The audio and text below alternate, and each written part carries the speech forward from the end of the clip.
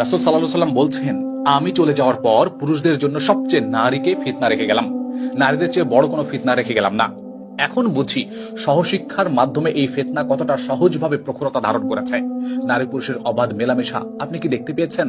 শেষ জামানায় নারীদের এমন অবস্থা হবে, এমন অবস্থা হবে, যদি তাদেরকে লোহার শিকলে বেঁধে ঘরেও রাখা হয় তবুও তারা বের হয়ে যাবে, শিকল ছিঁড়ে ফেলবে।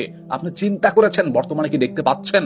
পশ্চিমাদের সমতার সুরে পুরুষের সাথে প্রতিযোগিতায় নারীরা শিকল ছিঁড়ে ছুটে যাচ্ছে। তাদের উদ্ধতার মাথা আল্লাহর বিধানে আত্মসমর্পণ করবে না, মস্তিষ্ক ওয়াশ হয়ে যাবে। চিন্তা করেছেন?